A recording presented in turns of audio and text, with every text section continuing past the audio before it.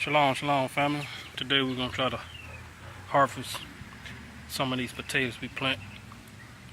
Let's see what we get out of here today.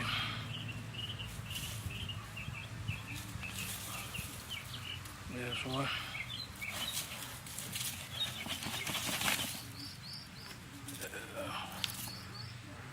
Got another one.